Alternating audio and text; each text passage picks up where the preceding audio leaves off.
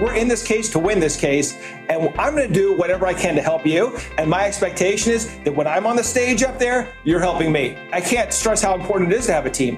The Warrior Ethos isn't just for the military. This guiding principle can be used to lead a firm to victory. It's not some dude in a loincloth holding a sword. It's a team of warriors fighting together, making sure we all get better every day.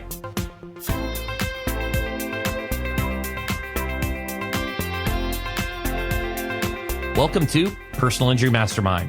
I'm your host, Chris Dreyer, founder and CEO of Rankings.io, the preeminent personal injury marketing agency. Before we get started, if you like what you hear, head on over to Apple or Spotify and pound that 5-star review button. And if you don't like what you hear, tell me about it in a 1-star review. I got a big hug for all my haters too. Each week we talk to the best in the legal industry. Ready to dominate your market? Let's go.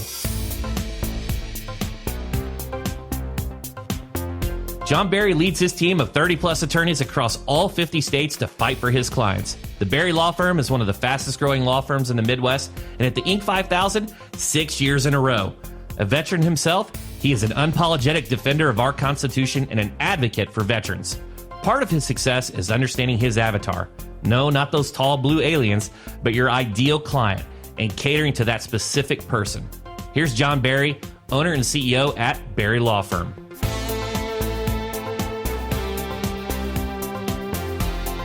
My father was a trial attorney. He took me to the courtroom when I was young. I met a lot of judges and got to watch him in trial. It's just being the oldest son in the family. The thought was that I will take over the family business, so I better learn it.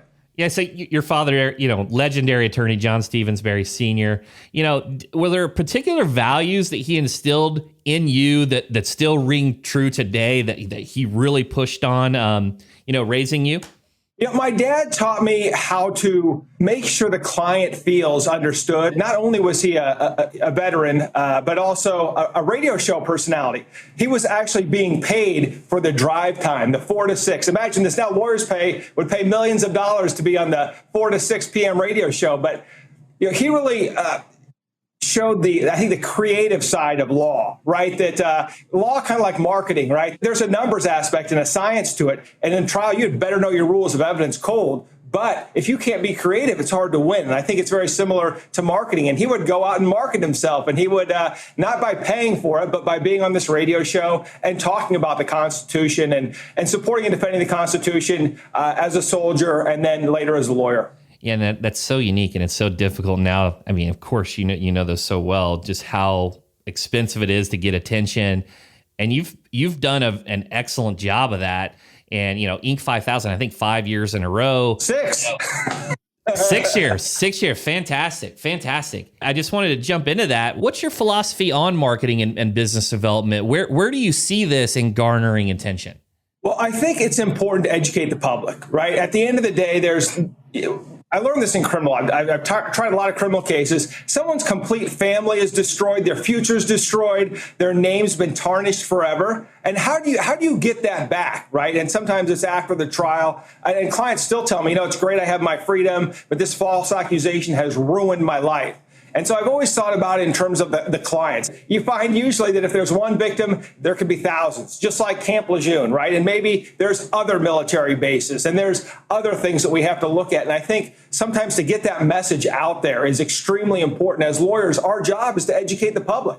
And if we're not educating the public, we're failing. And yeah, it in some ways it comes off as marketing, and it should, because that's what it is. And we need to be honest that we need to drive business. But on the other hand, educating the public about what we do is crucial. So when you look at that and you're trying to choose a channel, are you looking at just any avenue that can drive attention, like a distribution? I've seen your YouTube channel. You got a few thousand followers on both channels.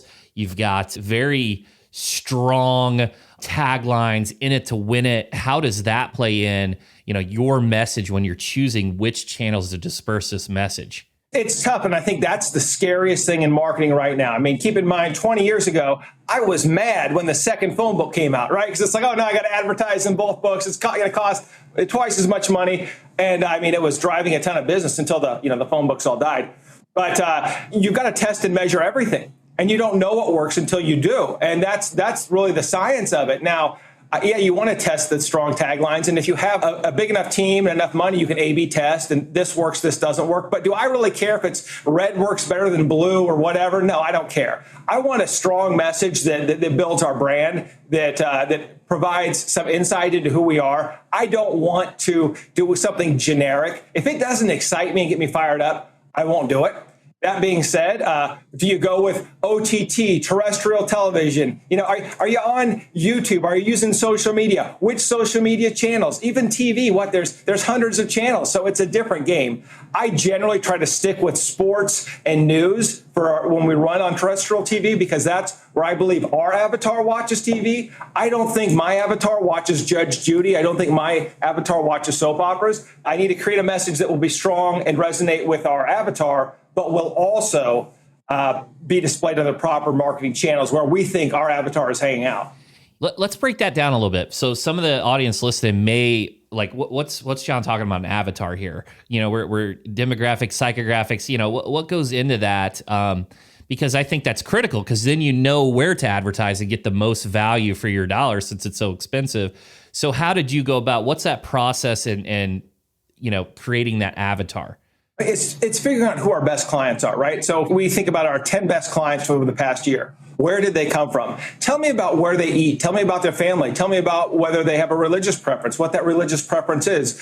Tell me about whether they're veterans, whether they have family members who are veterans. What TV programs do they watch? What sports programs do they follow? Looking at all of that and saying, okay, so how do we create a message that resonates with these people and that doesn't convince them that we're not the right fit, right? We want to make sure that we're the right fit for them. And we know that is going to turn off other people. I'm okay with that. We're pro-veteran, we're pro-athlete. Look, we would rather represent the 42-year-old CFO who's in the car accident, who's got the 3 kids that he's trying to send through college, than the 30-year-old kid who lives in his parents' basement and his fingers are stained with Cheeto dust from playing video games all day and eating Cheetos. So our avatar is, who do we want to represent? And in my mind, I took this from Dan Sullivan, but who do you want to be a hero to? We get to decide who we're a hero to. And that's my avatar. Who do I want to represent? Who's my ideal client? And so I build my marketing message around that. Now, I could make it to encompass everyone, but I'm not afraid of alienating people who are not our avatar. I don't want everybody. I'd love to have all the veterans, but and a lot of the athletes, but I don't want to keep everybody happy. That's not my role in life. My role is to find somebody that I want to be a hero to.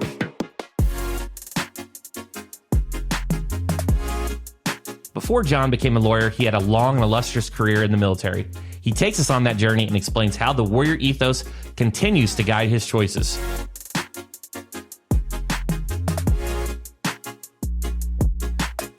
I was looking at West Point, and I was going to a military high school at the time. I had a cousin who was a naval officer, said, you really need to check out William & Mary. They're always in the division, now it's called FCS, but the Division I AA tournament every year, great campus. So I went and visited him, and we went to the campus, and I just fell in love with the campus, and was playing football. I got injured pretty bad my sophomore year on the scout team, right? So then I knew I was going to have to sit out a year, and I knew that I was going to become a lawyer, but I wanted a challenge first, and I thought, gee, I've been always trying to eat, 7 meals a day, gain all this weight I was playing fullback at the time, gain all this muscle. I thought, God, what a challenge it would be to go through Army Ranger School and, live on no sleep, no food. These guys are losing 40, 50 pounds in 63 days, pushing their bodies to the limit. I'm like, that's the challenge that I want. And so that's what I did. And I became an infantry officer, went through Ranger School, had a deployment to Bosnia in 99, came back. And then about 2000, I got out, went to law school, but I stayed in the National Guard, deployed to Iraq in 2005, and ended up retiring as a lieutenant colonel. But the one thing I've always chased as a lawyer has been that feeling of being a new second lieutenant. You're a brand new officer. Everybody's smarter than you. Everybody's got more experience, but you know you're part of the greatest organization in the world, right? And it's just, it's mind-blowing to show up every day at 5:30 and everybody's fired up to go do physical training, and then we're going to work hard as a team all day. And so I've always wanted to recreate that. And I think, the military was part of something that's always been in my family. My father served in Vietnam, wrote a book called Those Gallant Men on Trial in Vietnam, where he defended the commander of the 5th Special Forces in murder trials and successfully got the case dismissed. It was a big national case. And, I love the idea of supporting and defending the Constitution overseas. And now I get to do it every day with individual clients. This warrior ethos is like, it's so visible and so present. How do you describe this warrior ethos and how does it show up in your practice? How does that impact your hiring, like with your team? So generally the way I see warrior ethos is, to quote Sylvester Stallone in Rocky, it's not how many times you get knocked down, it's how many times you get back up. And I have a whole saying about our core values, which is it has to start with integrity. Integrity is what you do what you say you're going to do when you say you're going to do it. When you have integrity, then you must commit to your team. And when you commit, guess what happens? People hold you accountable. And you're accountable for that extreme ownership, right? Everything that happens in your world that you touch, you control it. Once you have all those, no doubt, warrior ethos comes along. That's where you're leading, and then you get kicked in the teeth, and you get knocked down. And that's where you got to get back up. And when you're doing that, you're leading by example, which is being the teammate that you want. So those are all 5 of our core values. But to touch on what warrior ethos really is, it's a team of soldiers kicking in a door to clear a building where we've got everybody's back. We're coming in with all of our firepower. We're going all in, and we're not going to leave a fallen comrade. We know that no one's going to leave us behind, but we're going to accomplish this mission together. So warrior ethos is not some dude in a loincloth holding a sword. Warrior ethos is a team of warriors fighting together, making sure we all get better every day. I love the team component. And when I think of leading, and no one likes to be managed or supervised, but they like to be led. And leading by example, you're out on the front. It makes me think of that on your site in terms of your positioning. It says, you have a team of attorneys, a team versus one attorney. So how is that different? Is that just how you're internally structured? I've heard some individuals top-down hierarchy and then others do, cross-functional pods. Like, what's it look like in actually working up this case and working as a team internally? I'll tell you this, as soon as I started teamwork in jury trials, I started winning a lot more. And I noticed that was the biggest difference, was teamwork. Now, we still will run a focus group, which requires teamwork, because we need teams to help us set it up, right? The logistics of a focus group. But always have co-counsel when you try a case. And if you can't have co-counsel, case may not be big enough for you. But I would say that in preparing the case, you need people who have strengths. I enjoy legal arguments, but I don't care about the black letter of the law like some people do, right? It's not my obsession. I'm here to win. And for me, that's the excitement of the courtroom. I'm too old and fat to play football anymore. I can't jump out of airplanes. But by God, I can get in the courtroom and I can have that same experience. And it's competitive and it's doing the same thing, protecting somebody's rights. So I love to get into that, but I'm not great at everything. And so I tried a federal case in January of last year. And I had a lawyer with me that did a phenomenal job on the legal side. It's kind of like Jerry Spence. Every sidebar objection he had prepared, written. He was prepared for everything right before trial, and he just destroyed the opposition. They were no way prepared for this. And my strengths were in the voir dire and opening statement and cross-examining the witnesses, but really letting him get in there and just tear apart the legal arguments. And I think when you have a team approach, everybody has unique abilities, things we do better than everybody else, but nobody's the best at everything. I've tried a lot of cases with my wife, who's a phenomenal trial attorney. And, if I can work with someone who raises the energy level, I just become so much better. And so in my mind, if you have a team member, it's like you have higher level of accountability, but you also have this higher level of commitment, right? Because it's like, okay, we're committed to the client and we're committed to each other. We're in this case to win this case, and I'm going to do whatever I can to help you. And my expectation is that when I'm on the stage up there, you're helping me. And so I can't stress how important it is to have a team. And if you can't focus on the most important thing that's going on right now, you're not going to be as good as the guy next to you who's completely focused. So in my mind, it is all about focus, and you cannot focus without a team. And so, if you have a law firm, you got to grow it. You got to grow it so that you can have the support to be the best lawyer you can be, so that you're not doing all the stuff you're mediocre at just to run the firm. You're wasting time. I mean, think of the greatest athletes in the world. Right? Do you think they sit around and do you think they make their own meals? No, they know they need to eat healthy, but they've got a trainer telling them what to eat. They've got somebody else making their meals, and they're showing up to compete every single day. And so that's my job as a lawyer for my clients, to show up and compete. Do I need to worry about payroll? No. If I'm a good enough lawyer, I should be able to pay someone to do that. And I know that may sting for some people, but that's the way you got to think about it. If you want to be a great lawyer, you don't have to be a great businessman. Hire a great law firm administrator, and then graduate and hire a great COO. But if you want to be a great lawyer, you need discipline and you need focus. And you can't focus when you're doing everything.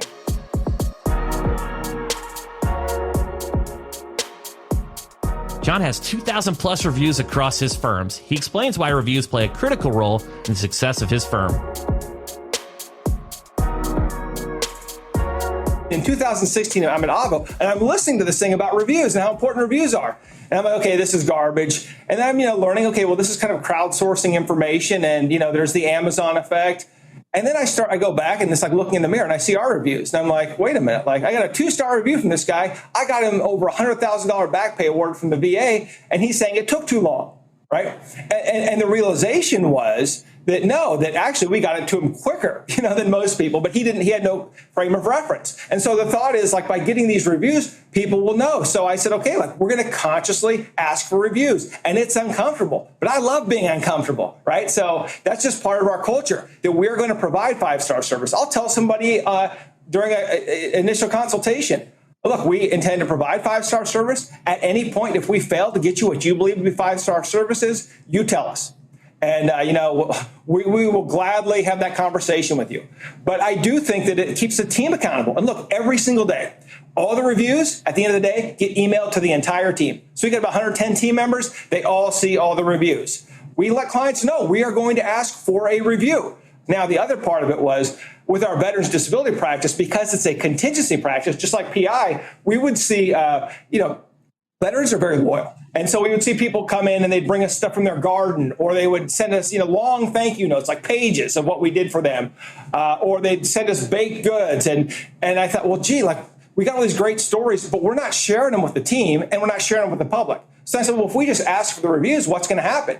And we had veterans that were like, yeah, absolutely. I would love to write a review. I would love to tell my story. And some of them were even like, well, this is important to me because we have, people say it's 22. It's more than 22 veterans a day commit suicide. And we've had veterans come to us say, I was going to kill myself. I had no money, no hope, no help from the VA. And you guys convinced me to stay, to take this battle seriously. You told me you'd do the fighting for me. I'm like, great, put that in a review. Let's share that with other veterans. And so, well, we have some veterans and some of our personal injury clients who want to keep things very quiet. I understand that, and I completely respect that. We have several who want to tell their story, who kind of are almost like apostles, right? They're like, we want to spread the good word of Barry Law because had they not helped me, I couldn't have done what I did. And some of them go on to build businesses and do amazing things with, now they have some money, now they have some treatment, now they have some resources. And so once I started going after the reviews, the clients were like, well, what about testimonial videos? I'd love to do a video. I would love to tell my story to the world so that I can help more veterans get the benefits that they've earned. One of the things I love about this is when you are sharing this with your team, it gives them a purpose, like a why, because it has meaning. And there's so many attorneys that I speak to, they really struggle, and pay for the reviews, and they try to add it to processes. But I think what you really rings true is you share the reviews, and then they get to read those stories, and it brings meaning to their job. Yeah. And look, it's a KPI for the attorneys, right? We expect you to get reviews. If you don't want to ask for reviews and be uncomfortable, this might not be the right place for you. As attorneys, we can't accept extravagant gifts, but we can accept a review, and the review lives on forever. And to me, that's one of the greatest gifts. Only second to a referral, right? So right. Referrals and reviews. And I think of the Disney World effect, right? Where people go to Disney World and they take a bunch of pictures, and even though it's hot and there's long lines and the kids are crying and everybody's sticky from all the ice cream, they look back at the pictures and they say, but that was a great experience, right? And I'd go there again. And look, we have about 40 veterans on our team, 20 of them Marines. So it's like, I got to talk to a fellow Marine that walked the same streets of Iraq as me. It's like, this was such a great experience. And they write all that down, and that's what they remember. Now, not only does it help us, but for them, for their trauma, for the, and just, from the bad experiences they had with the VA or whatever, they now have a positive experience in their mind, and they've written about it. And that's going to stay in their mind longer. So it turns a very negative experience into a positive one. Yeah, putting that pen to paper. When you have these evangelists and they have these experiences that they remember when they write the review or they do the video, that then it's easier for them to share and talk to maybe their colleagues or peers that have a similar situation. And then that's one side of referrals, but let's talk about the peer referrals. What's your view on garnering those peer referrals? Our state bar rules do not allow for referral fees, so we're in a different position than a lot of a lot of law firms.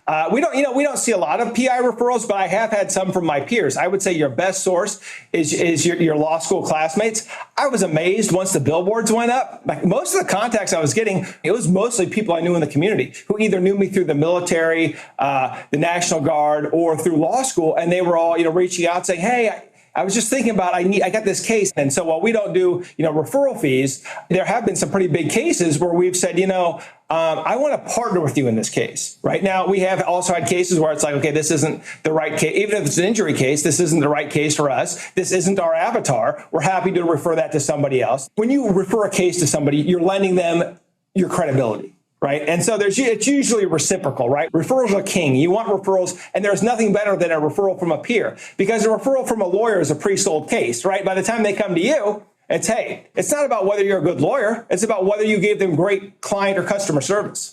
Yeah, and it's just the way that people make this buying decisions now. Like you said, they may find you on Google or a billboard, but then they're going to go to your social media. They're going to go watch your YouTube videos. They're going to read your reviews. And then it's like an attribution nightmare, right? Then it comes in and it says Google SEO, and all the SEO people are happy. But in reality, they might have originated from the billboard. Our intake or sales team, the first question is always, who referred you to us? Because inevitably what happens is we get to, I found you on Google. That was the response. And so then I talked to him and said, what do you mean you found? Well, I went to Google. Well, how did you know to look for us? Oh, my dad told me to go find you guys and give you a call. So I said, well, that's a referral. So now I got to train our sales team on what's a referral. I got to train our lawyers on what's a referral. But we have to ask that question: who referred you to us, as opposed to just sitting back and hoping that the attribution is right, because that is the scariest part of marketing. You're spending money everywhere. And, usually there's things you can do that all the ships rise as you spend more money. We had an issue with Facebook where our Facebook ads went down for 6 weeks. Guess what? We didn't see a change. We thought we were going to see there was no dip. And so we said, all other spend being the same, is this something we want to continue to do? Right. And so I think it's tough. It's because look, when you start out, I would say when you're under $1 million for a firm, you want to do as much direct response marketing as you can. If you can track the SEO, if you can track the PPC, if you can track your newsletter or whatever you're sending out, do that. But then once you get to 8 figures, once you get above 10 million, you're playing the branding game. And it's a scarier game because you can't figure out where all that money is going. All you see is that lift, right? So all of a sudden you're doing the branding, the TV commercials, the billboard, the radio, it's going up, and it may still be coming through the PPC channel, or it may still be coming through SEO, but how do they know to look for your firm? And we find now that we spend a lot more money on branding, that our advertisers and dollars in branding translate to Google searches of Barry Law. Yeah, and it does have that rising tides effect, right? If you're going to do SEO and you got the branded searches, people are going to click on your results more, and maybe even click on your Google ads more. So it all kind of has this multiplying impact. And, I've heard Chris Walker talk about, hey, put on your form, how did you hear about us? And just let them type it in. And sometimes they'll tell a story, and over time you get to see trends, you get to uncover more information. And I think that's why who referred us to you, then you're going to get that same type of information. It's like a similar tactic, but very powerful. Yeah, I got great respect for Chris Walker, the things he's done. I wholeheartedly disagree. When you do that free text, it's not as searchable. It's a lot more work than if you have a drop-down menu. I think it's easier when you give the drop-down the choices. I don't like the free text anymore because that has. I've learned the importance of having good structured data, and that has really been a game changer. And we've lost a lot of opportunities because we did too much free form on our intake software. Nice, I love it. And let's talk about your book. So you got a book coming out, veteran-led military leadership lessons to help your company survive, thrive, and dominate. What's the book about? What inspired you to write it? And when's it going to hit the shelves? Do you have like a release date? Yeah, so this is not your typical military, I'm going to tell you how to be hard and tough. It's about the simple leadership lessons that all veterans learn going through as a new member of the military. What I really wanted to do was to help our veteran community get out in the business world. And I think, if you look at small business as the backbone of America, the non-commissioned officer is the backbone of the military, and they know how to execute. Look, anybody can plan, plans become fantasies and dreams, but military members have been trained how to execute. And so a lot of the skills that they have, they don't understand, they're immediately transferable. And that's what I'm trying to communicate to the military community is you've got what it takes. Go out and do this. And so we've had so many great stories from clients. One of them, he's 100% disabled. He started a CrossFit gym. And you know what? He got other disabled veterans to start coming there. I went there one morning, 5 a.m. I'm showing up. There are soldiers who are amputees who are working out. And it's kind of, what's your excuse? And I'm like, oh man, like these guys are getting after it. So there's all these veterans that we've helped over the years that have said, look, now that I have my benefits, now that I'm getting my education, now that I have some money coming in, I want to do more. And I want to do something in my community. And they'll give back to nonprofits and stuff. But they're like, but what's next? And I'm like, well, build a business. That's what America was founded on. That's small business. I said, you do that, you're going to be 2 times a citizen. Go out there, do it again. And for most veterans, we took an oath, and we still want to support and defend the Constitution. We still want to help our communities. And in my mind, that's through the small business community. And I want to get more veterans out there because here's the deal. We come back from service and you hear a lot about PTSD and some of the mental health conditions. Well, the problem is you came back, your life had a purpose in the military. You had a team that would die for you. And you come back, there's no mission. The team's gone. You're back in ordinary life. You're working, an 8 to 5 job when you used to be 24/7, right? And it's just the excitement isn't there. The rush isn't there. The team isn't there. The purpose isn't there. I want to give that back. I can't wait to read it. John, this has been absolutely fantastic. I got one final question. What's next for Barry Law and where can people go to learn more? I think our involvement in the veteran community on a national scale. I've seen the veteran community is fractured. I haven't, the last election, nobody cared about the veterans' voice. We heard about all these other groups. So the bigger picture for Barry Law is in our service to our veteran community. Yes, we still support and defend the Constitution. We will continue to grow in areas of personal injury and criminal defense because that's where the constitutional warriors show up to fight every day. Thanks so much to John Barry at Barry Law Firm for everything he shared today. Let's hit the PIM points for today. PIM point number 1. To determine your avatar or ideal client, look to the 10 best cases you had in the past year. When you put them all together, what are the common threads? Where do they eat? What sports are they into? What brands do they like? Then create a message that would speak to that specific person. Where did they come from? Tell me about where they eat. Tell me about their family. Tell me about whether they have a religious preference, what that religious preference is.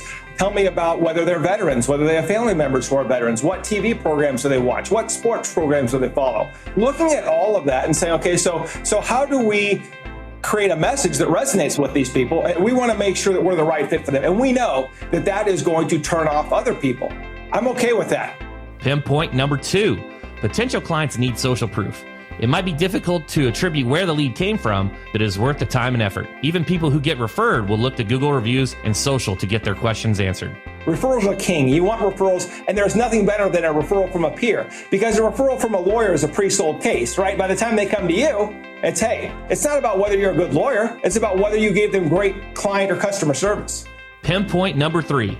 Measure it, track it, share it, and change it. John is so transparent about the reviews that he emails everyone on staff a roundup of the reviews for the day. This transparency keeps everyone accountable and puts 5-star service at the center of their decision-making. This is kind of crowdsourcing information, and I see our reviews, and I'm like, wait a minute, I got a 2-star review from this guy. I got him over $100,000 back pay award from the VA, and he's saying it took too long, right?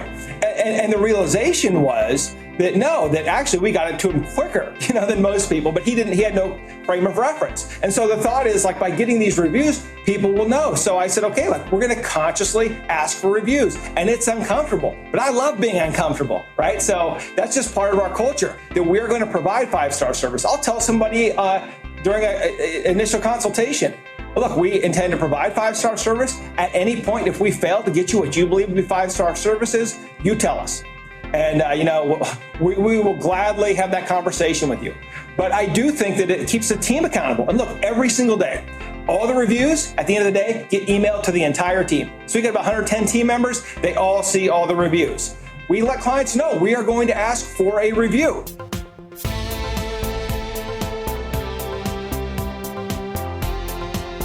I'm Chris Dreyer. Thanks for listening to Personal Injury Mastermind. If you made it this far, it's time to pay the tax. No, I'm not talking about taking your cash like Big G. I'm asking you for a 5-star review on Apple or Spotify. Leave me a review and I'll forever be grateful. If this is your first episode, welcome and thanks for hanging out. Come back each week for fresh interviews where you can hear from those making it rain. And remember, guys, do not share this episode with anyone.